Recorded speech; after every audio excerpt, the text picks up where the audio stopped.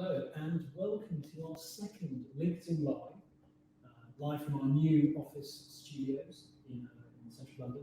There's actually 4 of them. We both got lost on our way here, but we have a the studio is packed with all of one person. We're going to be talking to you today about how to differentiate your media and event captioning services. I'm here with Tom Wilson. Tom and I have known from Red Bee Media, who's going to keep us. Well, can you tell us a little bit about yourself? Actually, we should do Speechmatics first. Actually, sure. We're hosting this. Speechmatics. Obviously, you all joined us last week, so you have learned who we were then. Not much has changed in the last week. We are an automatic speech recognition company, so like captioning, everything that is an awesome speech engine. We want to understand every voice, provide that to the world. But obviously, we are an engine. We look to great partners like yourselves who take the magic we do and actually bring it to the real world. So please tell us about Red Bee Media and how you integrate with speech recognition technology. Yeah, thanks for that. So my name is Tom Wilson. I head up the products area for access media management services, broadcast services within Red Bee Media. Red Bee Media provides media services, and yes, typically to broadcasters, but of course media is everywhere these days. So people do streaming or content owners and government services and things like that. They all come into the ambit of what Red Bee Media does. 3 main propositions: show, how you organise and present content, so for streaming services or broadcast television, for instance. Supply, how you get content from one place to show it successfully in another, and it's metadata as well, surprisingly difficult. And enrich, which is how you add metadata to help people discover programs on their program guide, or crucially, how they can access those programs if they've got sensory impairments, if they're deaf or hard of hearing, or blind and partially sighted. So that's typically subtitles or closed captions, audio description, and sign language translation, actually. And although we talk about deaf and hard of hearing people, I'm sure many people who are on this webinar who are watching it will have used subtitles at some stage or another. So it's got a far wider audience than just those deaf or hard of hearing people. And I should also say they can provide considerable assistance to people with cognitive impairments and disorders as well. And that's of course where our technology comes in. Speechmatics, as you say, we've known each other for a while. A while ago, Red Bee decided we knew artificial intelligence and machine learning driven technologies would be changing how we would produce subtitles and closed captions. So the key thing for us was that we wanted to lean into that. We didn't want to say, no, we don't want anything to do with that. At the moment, and historically, when I first started doing subtitling, people just typed very quickly. I typed very quickly. It's a very manual process. And then we moved to speaker-dependent. So that was never for live, was it? No, yeah, we absolutely did it for live. We had 2 people doing alternate sentences. So what was your words per minute on that? It's high. It's about 100 words per minute. That's strong. Yeah. Someone said to me recently, "You've got secretarial skills." It's worthwhile. But we moved to speech recognition, where you have individual re-speakers who say all the punctuation, say all the speaker changes. They are very, very skilled people. And the challenge of bringing artificial... Quickly, what does that look like? So if you're trying to imagine a re-speaker, I think it's a foreign concept or something. It really is, and people are always surprised when they see it. So this is people literally sitting in a studio booth, getting low latency audio from the playout or the encoding system, listening to that, listening to what's being said and repeating what's being said with punctuation and switching between different colors. It's incredible to listen to. I know you see this, and it's really, really impressive, skilled thing to do. So they're basically watching TV, saying what they're hearing at the same time. At the same time, and getting it to come out accurately as well. And why does that come out accurately? So the importance of it coming out accurately is obviously that we need to make sure that the information is being conveyed correctly. Historically, the technology we called it speaker-dependent speech recognition, because you would train that model to listen to that person's voice very accurately.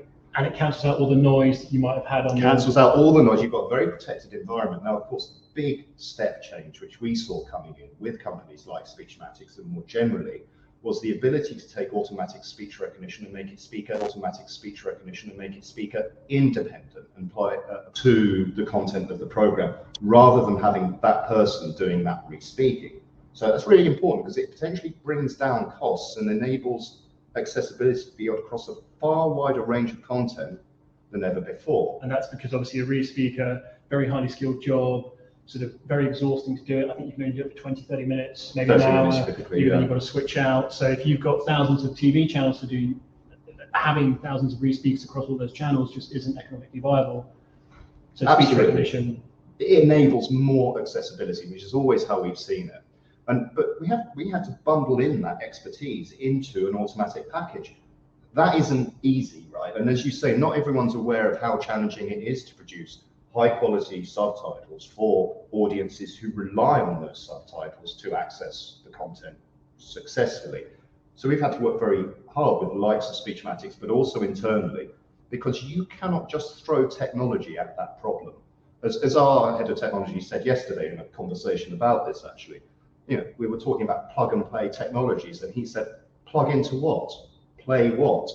Those are crucial questions about how you take technology like automatic speech recognition and turn it into a service that can be used on broadcast television. And currently, speech recognition is used in two main areas within broadcast. You talked about the live, so replacing or using where re-speakers can't be, you just directly attach it to the audio, you get live captions out. And is there also sort of an online sort of use? Absolutely. I mean, we see two uses, and you're absolutely right. Sports and news will typically be live, but there's a vast amount of content out there that will be pre-recorded. Drama, documentaries, things like that. We do a lot of that. Typically, pre-recorded content is expected to be extremely high quality because you have time to get it right. Unlike the live environment, we all know things can go wrong live. We may talk a bit about that in a sec, but in a pre-recorded environment, it needs to be at the highest level of quality. Everyone expects that. So we've used batch processing for a while to really speed up the process of getting to a final file that can be used. So where you end up is effectively using that batch automatic process and then QCing it with a person.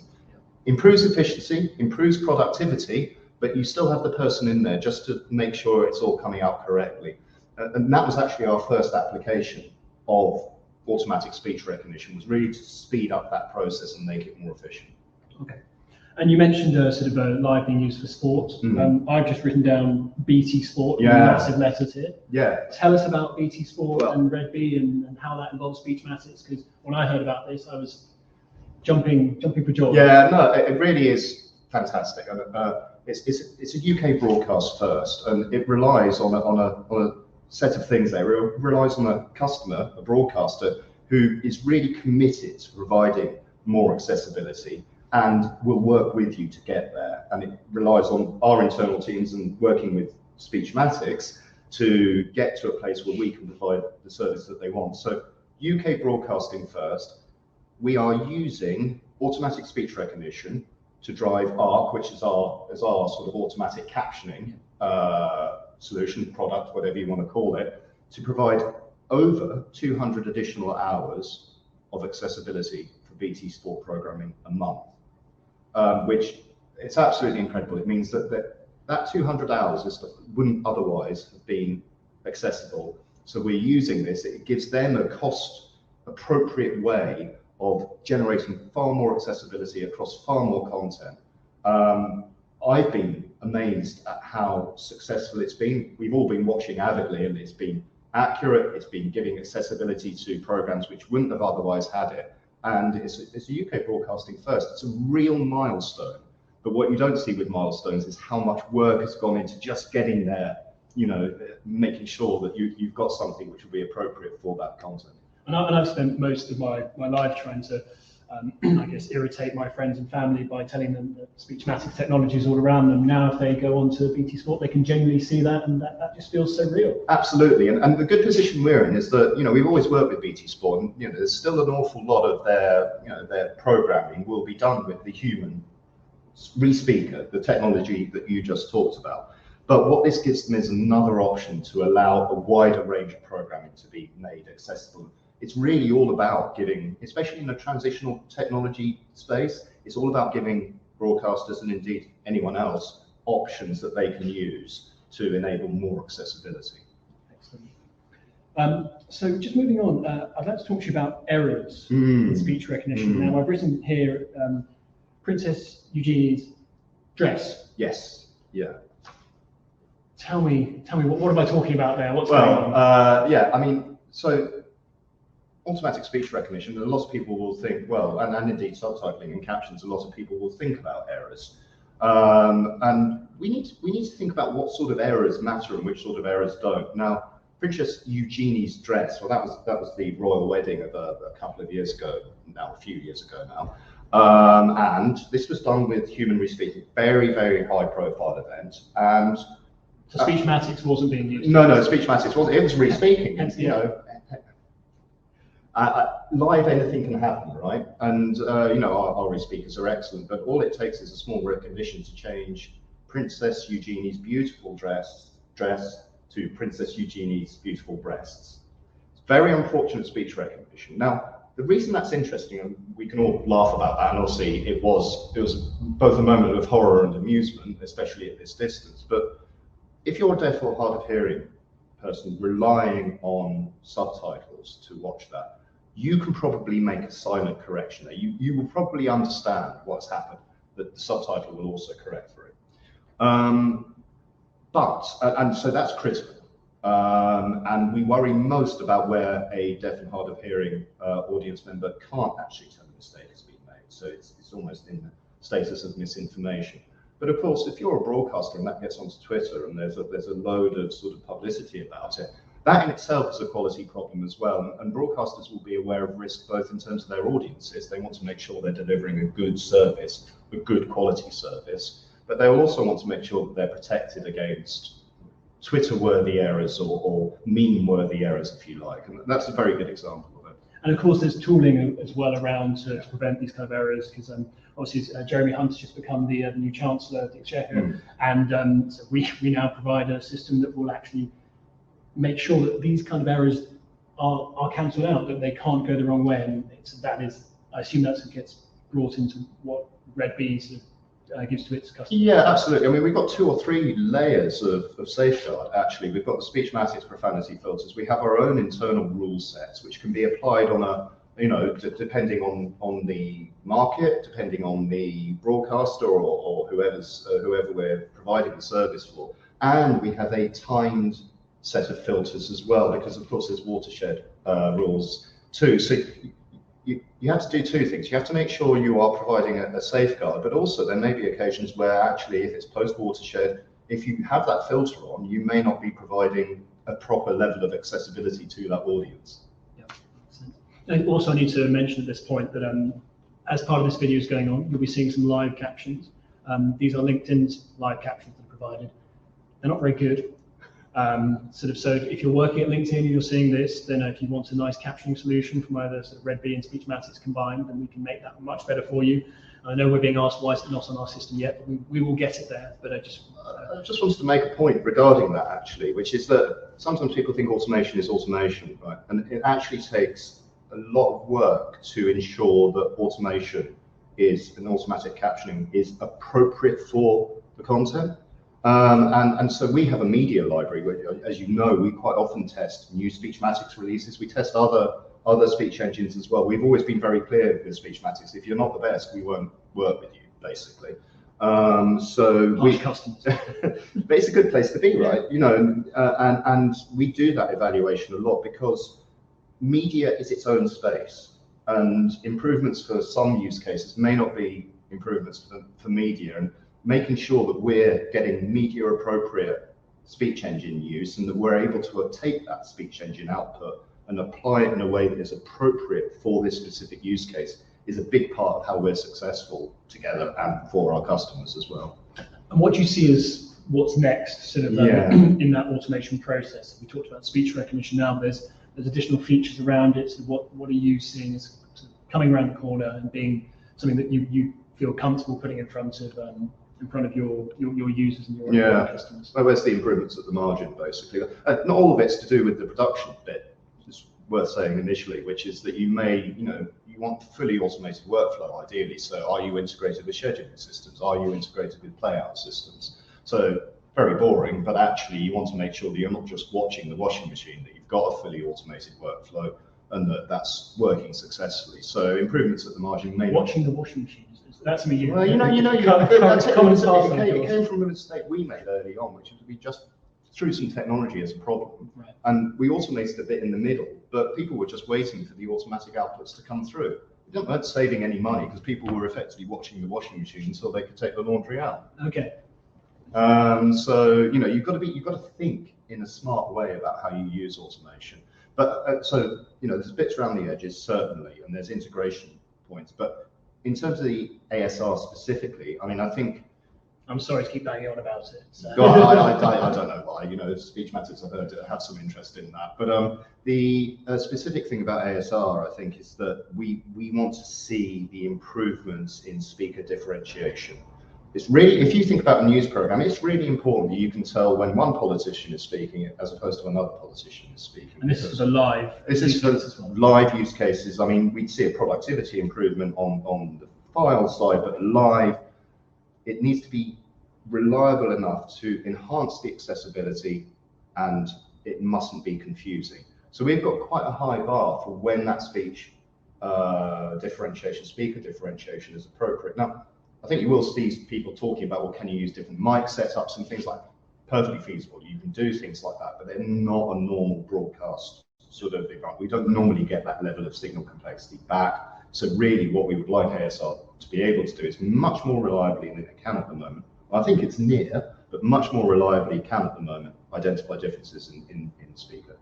And on that note, we'd like to plug our new speaker change in real time.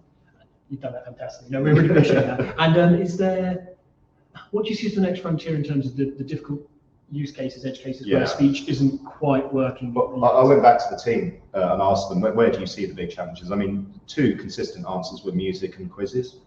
Quizzes is an interesting one, actually, because there's a load of sounds in quizzes to indicate wrong answers, right answers, and things that there's some sonic context that it's difficult to capture in pure ASR, if you like. But also timing is a challenge, and who is speaking when is a challenge. But also you've just got people sometimes giving single answers. And if you get a misrecognition on a single word, that's a classic example where it's very difficult for a deaf or hard of hearing person to be able to tell whether that's accurate or not. That would be a good example of the sort of error we really want to avoid with deaf and hard of hearing people, which is an error where they can't tell whether it's an error or not. Right. So there's that, and music as well. We do actually for festivals and things like that. We do quite a lot, and Eurovision. We do quite a lot of lyrics preparation, so we can make sure the lyrics are. You personally do lyric preparation? We do. I have done in the past, but our team do. Are you singing as well, or just writing? All the time, Ricardo. But singing, of course, isn't always likely to be conveyed very well by automatic speech recognition. You've got the music context there, which presents challenges. And you've also got lyrics which may be being sung in a way which isn't easy for the ASR engine to sort of accurately convey.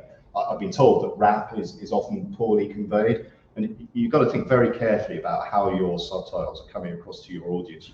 You can't have a situation where some things are being conveyed less well than others. So, I think it feels like, especially in these particularly hard use cases, there's a lot of room still for skilled subtitlers to be working, side by side with automation, but effectively to be, delivering accurate subtitles. Do we have questions we need to go through? Great, and then one more piece then, just for you is this has always interested me in terms of as nowadays I find that as we work with a far more international audience, we changed the way in which we speak.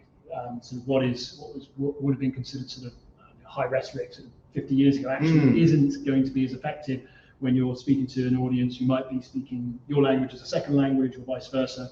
And so we've changed the way we speak to be able to deal with a wider audience. Do you ever think we'll get to the point where for ASR we actually start to change how we train presenters, or how we train people to actually cope better with speech recognition itself? I mean, but we all already silently do it at the moment, don't we? When we've got our phone, we speak in a slightly different way to our phone to make sure speech is conveyed accurately. So I think we're already aware of that process.